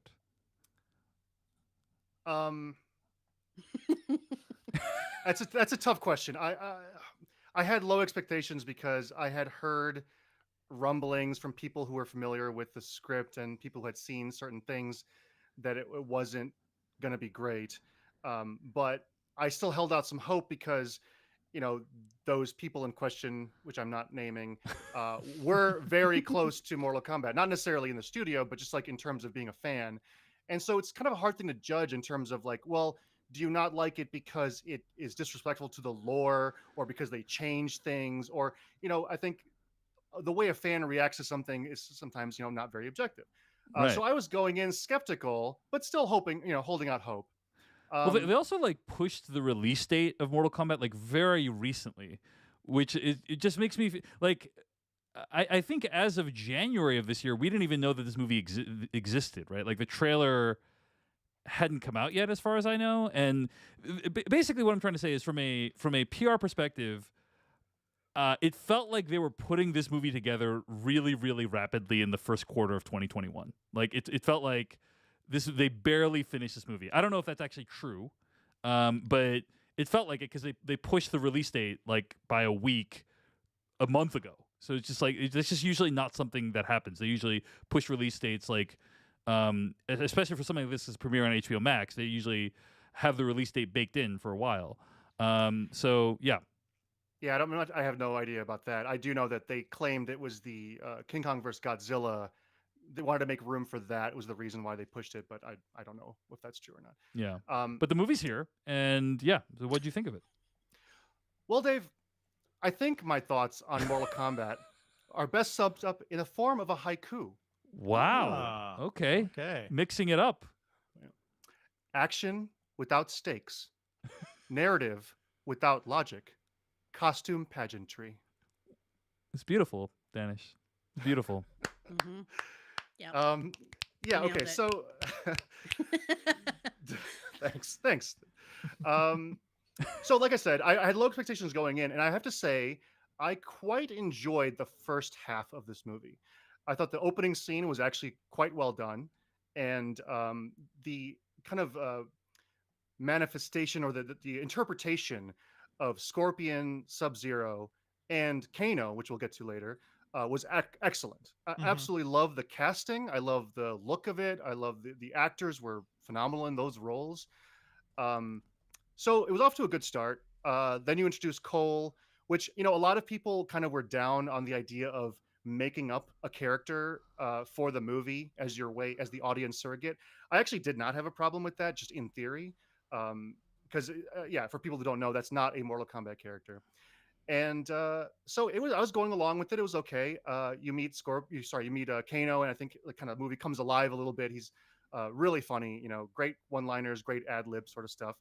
But then about the halfway point, there's certain things start to happen, which I don't know, maybe are spoilers, but it starts to get bogged down. And then there's a very there's a very specific point that is definitely a spoiler where the movie completely lost me, and I thought the final act was terrible, like a total mess. But so overall, I didn't like it. But there are a number of things that I think are pretty good in it. And should we wait until spoilers to get into those? Is that what you're saying? Yeah, I guess so. I mean, we could talk. There's more stuff I can say generally, but that's good for now. All right, Tara Ariano. I did not expect you to watch this movie at all. Are you a Mortal Kombat fan? Like, why were you motivated to watch this? First of all, I'm insulted. Second, no, I'm not a Mortal Kombat fan. And I never played the game, but I was a big Tekken person back in the day. And I like fighting movies. I like violence. I choose violence. Yes. I was super here for the opening scene where people were getting like swords, stabbed into the top of their heads. Like, this is what I want in a movie like this. But I agree with Daanish that it's like it completely falls apart and lost me. By the end, I couldn't remember whose powers were what, and I didn't care either. And the whole business where like people were figuring out God, what is it called in the lore? Arcana? Arcana. Which is a movie invention, by the way. Okay. Yeah. That's very funny because there's an episode of Futurama where the Harlem Globetrotters come on Earth from the Globetrotter homeworld, of course.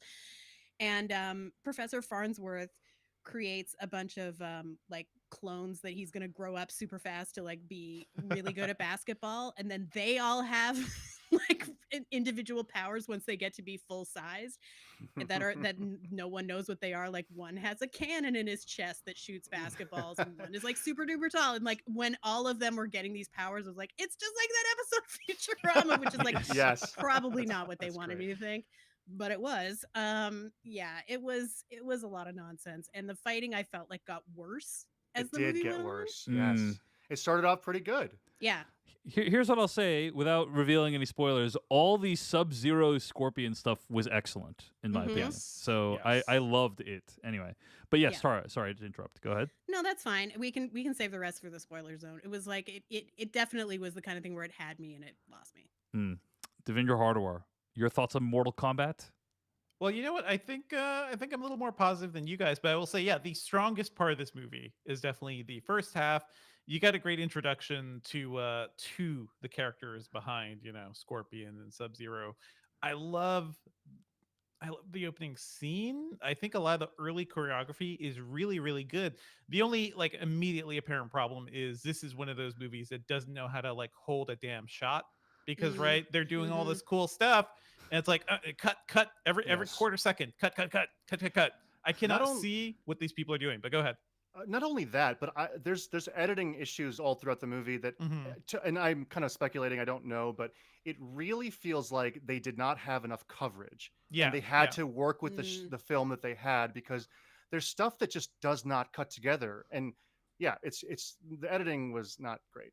Yep, agreed. Like there's we'll talk about this in spoilers, I think, but the some of the last act stuff is just like them just like listing off other characters they got to fight, and it's like there's no real connective tissue to those things. But here's the thing: like overall, I had a lot of fun with it. I think just because I like so much of the cast, I love Joe Taslim and He's him awesome. him as Sub-Zero, as just sort of like the freaking Jason Voorhees of this universe. And they do so much cool stuff with Sub-Zero. Like every set piece, every fight is kind of cool. You got the blood knife. You got him like I believe it was like through a rainy sequence where he just turned all the water in the air, was just crashing it down. I think there's some like interesting set pieces here too. This is a stacked cast, guys. Like I've watched a lot of samurai movies, right? This movie has Tadanobu Asano. This movie has Hiroki Sanada. It has a ton of people that I really enjoy seeing, and I enjoy Louis Tan too. So I don't care about Cole, but I really like Louis Tan. So I'm totally down with him too. That's the big bummer. Is I like all these actors, and and Louis Tan is cool, and it's great to see an Asian person kicking ass in the lead role of a movie. Several. Several. Yeah. This is a series that is that lifts so much from Asian cultures, and Bloodsport. So it is really fun to see like a lot of Asian representation here. One of the writers also, a very prolific Asian writer.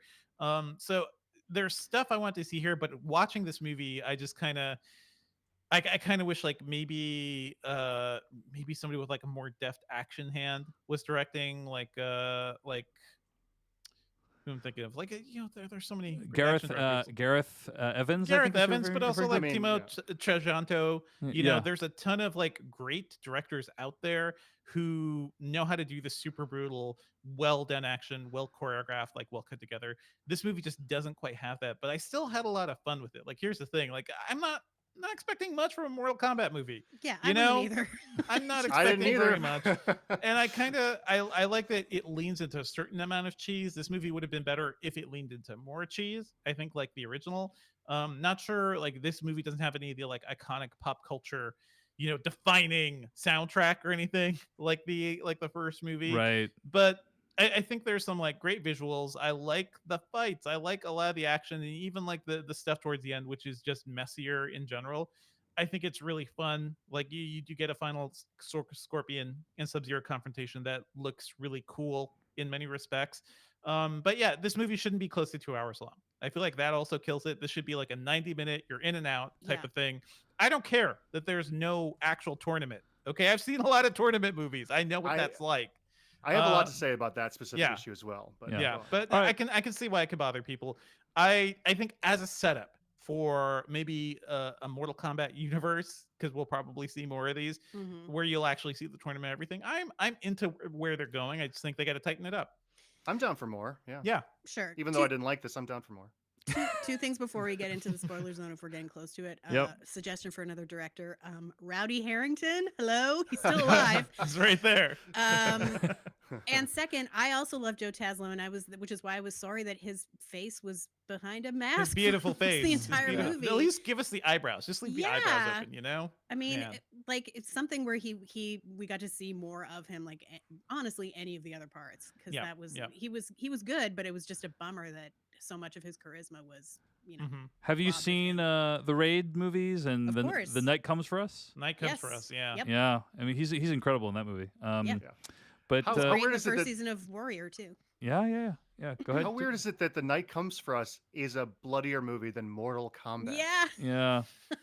I thought this movie was actually except for one cool kill halfway through, I thought this movie was kind of tame. Yeah. They swear a lot. But they use the F word. No, I think there's enough blood, but I agree. It's certainly nowhere near as gory as the stuff that Daanish helped to make when he was making the video game. We are in the age of the ultra violent action movie, like between the Raid movies and recent things like Nobody and everything Timo's doing. Right. It's just it's weird. You gotta be more. Yeah, Mortal you're Kombat. right. It's weird that there's a Mortal Kombat movie that's less violent than those movies, like less violent than John Wick or Nobody or that is very odd. That is very odd. Okay.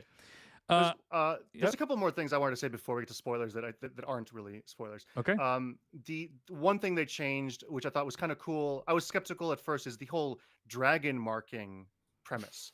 That's not in the game at all. Like basically the whole concept of this is like Earth has to choose its greatest warriors to fight in this tournament, whatever.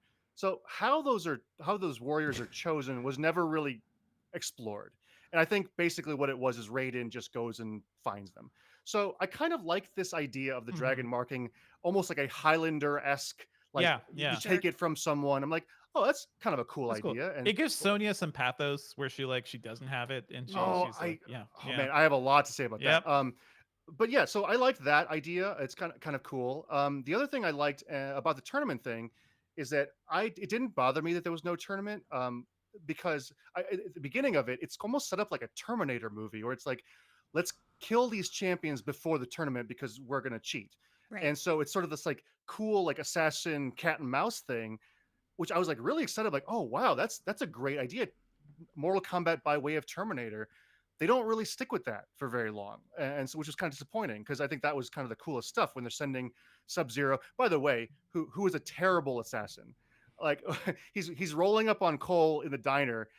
Instead of just like sneaking up and killing him, he's like so extravagant about his making it snow backwards and all this sort of stuff. It's like cool. All right. I mean, that's great. You're a badass, but like your goal is to kill this guy, not make him run away from You you. got these powers. You got to use them. You know. It's a lot of drama. And then also when he, this is early on, so I'm not going to consider it a spoiler, but when he fights Jax, again, terrible assassin, you don't confirm the kill and you just walk away. So again, but He's like, man, I just took that guy's arms. You know, I'm good. Yeah. So anyway, those changes I actually didn't mind. The part where the lack of tournament comes in is the fights themselves, which we'll get into. All right. Well, why don't we dive into spoilers for Mortal Kombat starting right now? Now you're looking for the secret. You're gonna see this coming. No, But you won't find it because, of course, you're not gonna see this coming. you're not really looking. I have been puzzling over how it works. You don't really want to work it out. Who's in the box? I have been dying to tell you. I want to tell you my secret now. You want to be fooled. So I'm just going to say that I thought 70% of the references to Mortal Kombat in this movie were great. Like Mortal Kombat Sure. the game, right? Uh-huh, So I'll throw out a handful. Probably my favorite one was Liu Kang sweeping the guy's leg. Yeah. Which is like, Great. if you've ever played Mortal Kombat, the video game, is the cheapest move you can do in Mortal Kombat. And it's always just like, is infuriating when someone does Like, that come move on, to man! you. Don't you have any other moves? I've said that literal, Yeah, you know, Right, phrase and to they other show people. Liu Kang, the character, doing it, and it's hilarious. It's hilarious. And the thing is, I don't know that it doesn't, like, maybe it doesn't work if you haven't played the game, but it doesn't feel like it sticks out like a sore thumb. It's No, like, hey, if you played the video game, this is a nice little Easter egg for you, you know? And I like that a lot of them were like that. Now, not all of them. Some of them were just like so-and-so saying fatality for no reason, and it's like, okay, that's lame. Right. But when I will it- say it's- that, like- yeah, go ahead. Yeah, no other. I have to give it extra credit for the sweep thing because if you think about any like reference, you know, it is always the latter. It's always the guy saying the line or Right. a name drop of some obscure character, which, like you said, this movie does too. I can't think of any other video game movie that references the gameplay Right. of the game. Yeah, so Without drawing attention to it, Yeah. right? I Like, think remember, we're missing the super boots in the Super Mario Brothers movie. okay.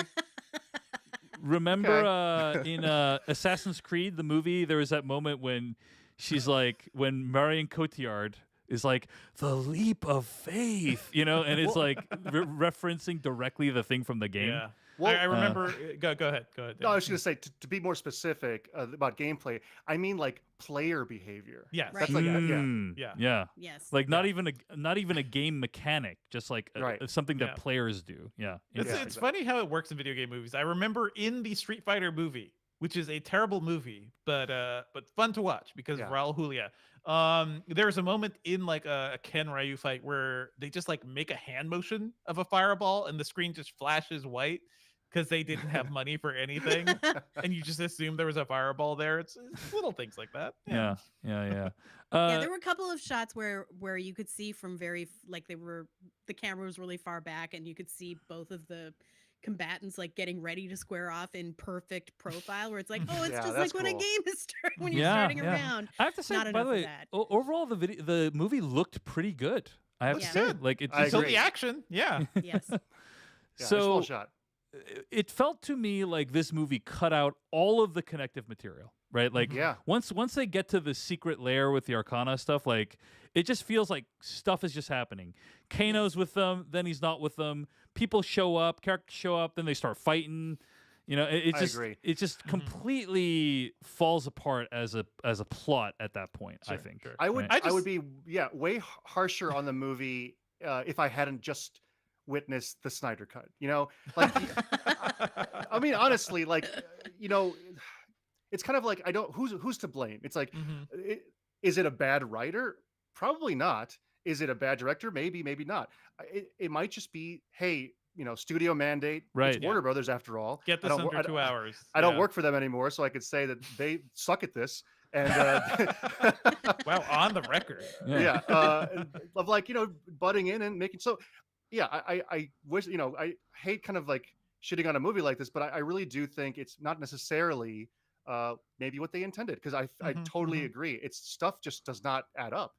I'm sure there must be a longer cut out there, but have to say a couple of like the things that kept me going in this movie is just like seeing these iconic characters just kind of like interact with each other. Like I like this Liu Kang. He's just kind of like the know-it-all monk. He's not the introduction to the series because that's Cole's job.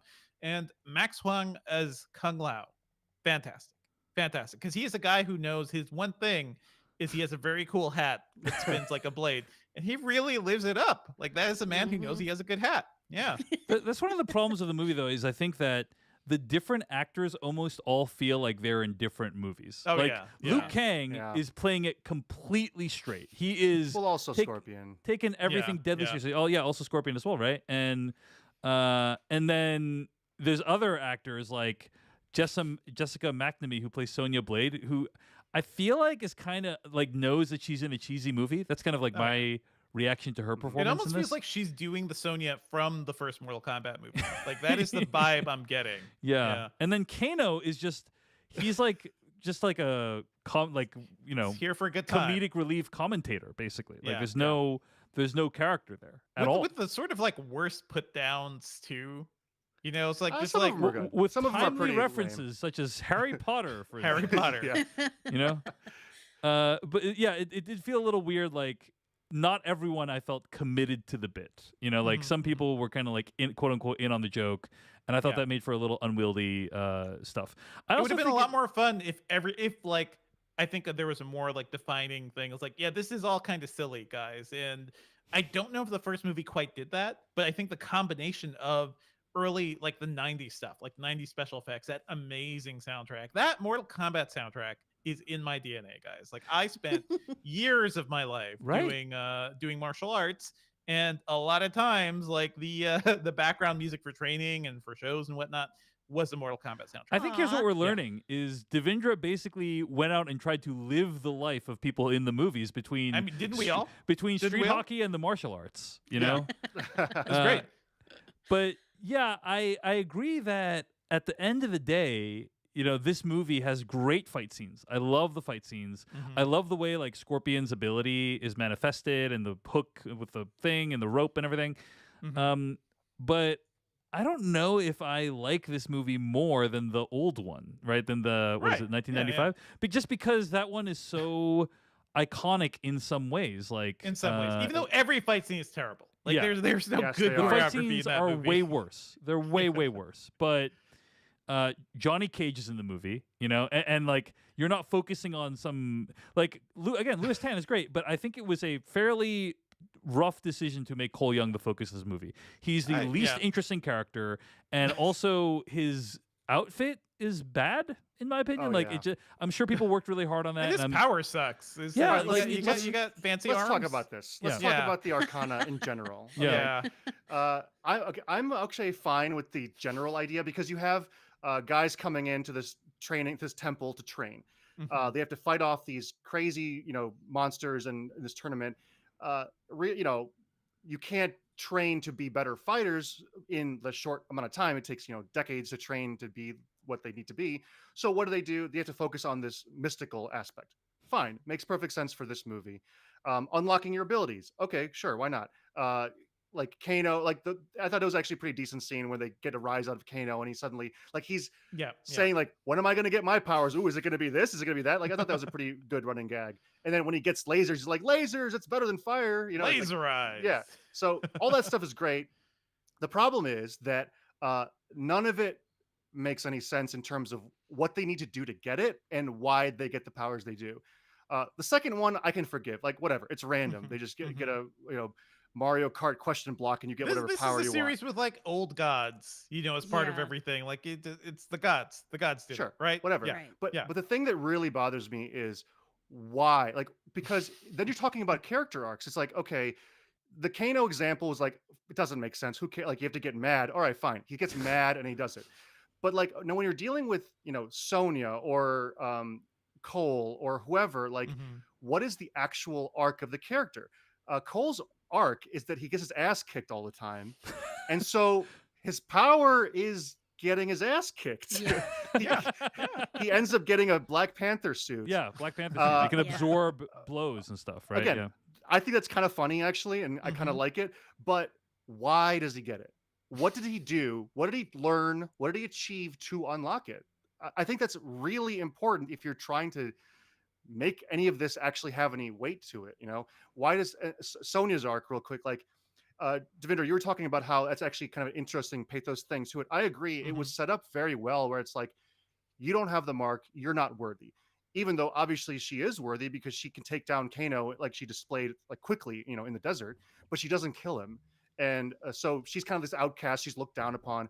So I'm like, oh, this is good. She's going to prove to them that she's worthy without the mark. That's going to be this great, like, I'll show them moment.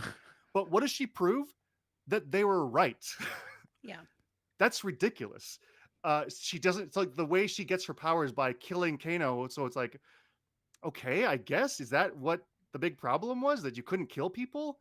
I don't know. That stuff just this doesn't is make Highlander sense. universe. Like, I'm going by Highlander rules here. You know, it's like Kano sucks. You know, he's a fun part of the movie, but as a person, you know, as somebody, you don't want him as a hero of Earth.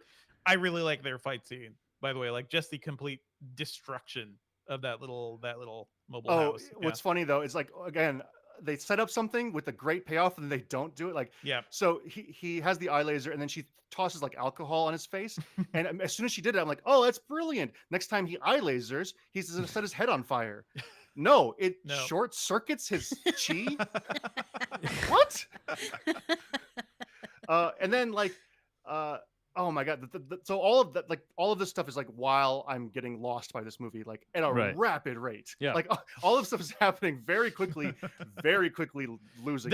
I think in the third act, it's just like we are just juggling multiple fights at this point, like all at the same time. That's the other problem. Like, I haven't. Hold on, I haven't finished my first problem. Like I said, a second problem in a second. So okay. Even the Cole thing. Okay, he grows this magical suit. Fine, I guess. He has these weird mystical like tonfa blade things. Fine. When Jax like grows metal arms, what? Like, is his arcana like nanomachines? I just don't understand. It's like, what would have happened if he didn't get his arms ripped off? Like, what would his arcana have been in that situation? Exactly. Well, forearms like Goro, obviously. Yeah. But this is like in Last Jedi, when Luke disappears, right? Even though he has a synthetic arm. So like, is the synthetic arm part of him now? Do you know what I mean? Or why didn't we see a synthetic arm like hit Kang onto the floor after he vanishes? You know? Anyway, sorry, go ahead. All good questions. I know it's a good question. Okay, go ahead. Onto the second thing, the whole cut together aspect. I think that the Arcana stuff is what lost me, but what really like annoyed me was the fact that the final like act, the final sort of like kick-ass moment, like, all right, we're gonna take the fight to them. That was just a big mishmash montage of these fights, like constantly cutting back and forth. Like, why? That's where I was getting with like, I didn't care that they didn't have a tournament, but what the tournament affords you is a pre-game, a game, and a post-game, like the Mighty Ducks might do, for example. Yes. You're asking for the Mighty Ducks of Mortal Kombat movies. Yeah, well, that's what I was getting at early on. Was like, this movie kind of needed to be more cliched. They needed to actually do those things. Yeah. Where, because like, we don't care about cliches. The first scene is like the most cliche scene ever. Your family gets wiped out. You hide the baby. You billion fridge times. 2 people in the Literally. family immediately. Yes. Fridge them. Yes. Yeah. So yeah, that's cliche, but who cares? Because we're there for the action. But that's something you could hinge it on, whereas it's missing that completely. And so, yeah, the fact that the fights were cut up and like you couldn't focus on one at a time was the final straw. Like that to me feels like a real studio note too. Whereas like we don't need to go like explore them traveling to these things. Like we don't need any character work. We just need more fights. And throw all the fights together, blend it up like, maybe that's cool. Maybe that's edgy. The kids like that. Cross-cutting. I just couldn't understand why Raiden was able to teleport people into fighting space, but couldn't teleport people like into outer space. Like, why couldn't he just like teleport the enemies into like a volcano or whatever? He can't interfere. All he can do is manipulate the pieces. He can place people together. That, Dave. Come on. It's in the text. But Shang Tsung can suck people's souls out. Like, what is? Yeah. What are the rules here? Sucks. Is what I'm asking. This is clearly an allegory for American politics. I will say, that the right don't have to follow any rules. Okay? Yes.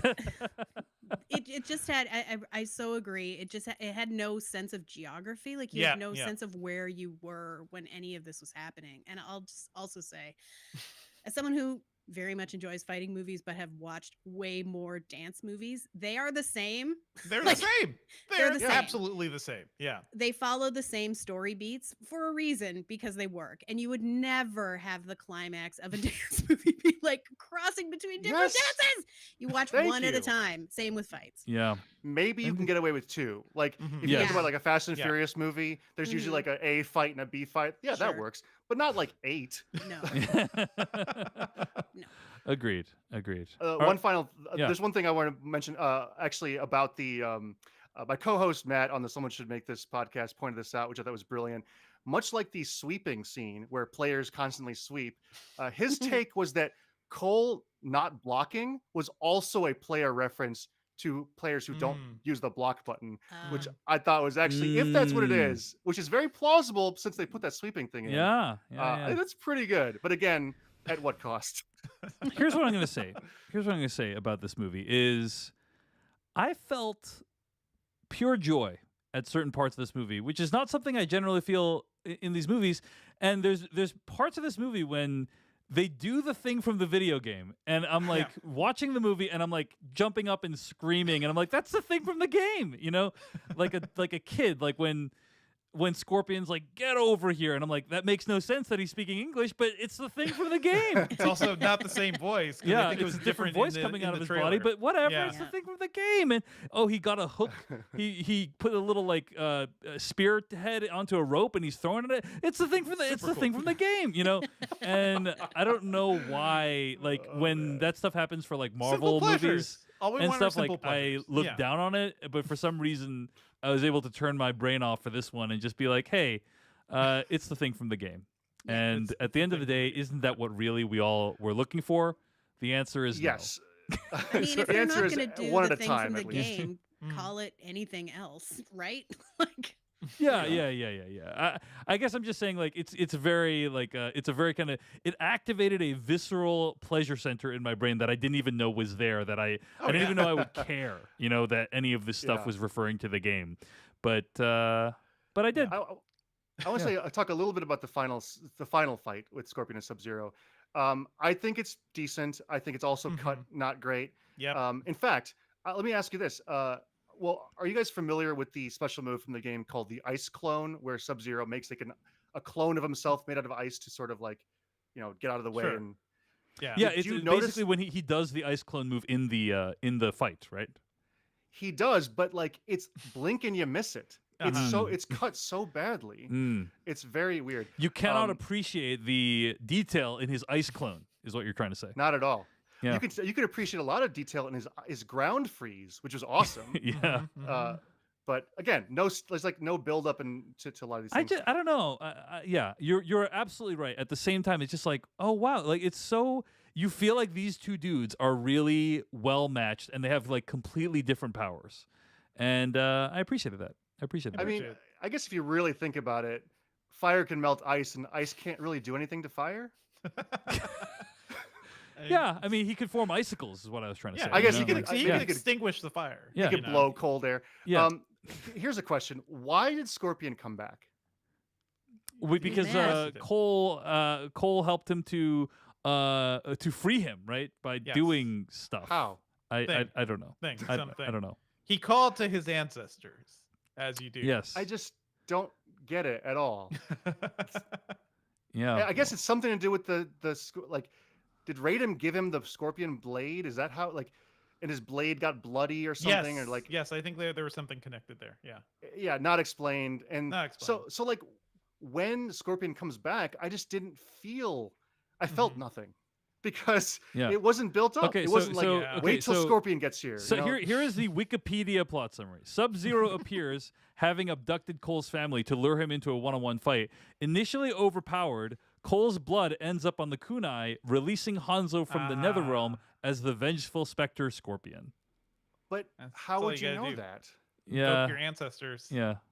And also, mean, again, it's the I problem think is you're with the putting build-up. way too much thought into this, Danish, is kind of my feeling. But- This is a man who came back from a hell dimension. You know, it's like, yeah, he's here Well, now.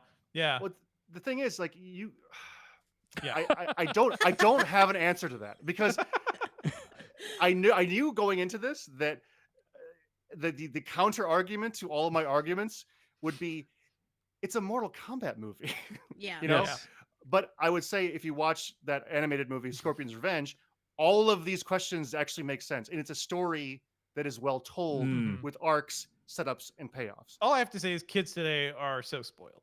Okay, all we had was a animatic Goro and like 90s era CG, and we had a good soundtrack. That but, Goro like, was awesome. Yeah, and Goro's The Goro great. in this movie was great. Yeah. Well, Good. no, I think No, the old Goro's better. The old Goro Puppet is Goro. good. I like mean, this Goro as well. I like He's this Goro as well. fine.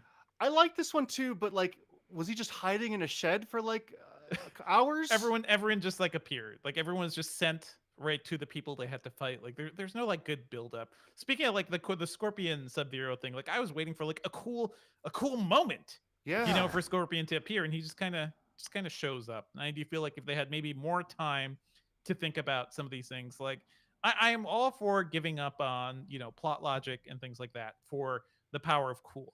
I think in some cases the power of cool is good enough for this movie, and then towards the end not as much. So I think that's a good way of putting it. I think that's a good way of putting it because there are a lot of people who like this movie, and I don't begrudge them that. And I think that if you, like you said, Dave, like if it stirs something within you, that's awesome. I think it's worthy of that because it does have cool moments, and if you can enjoy it, that's great. Mm-hmm.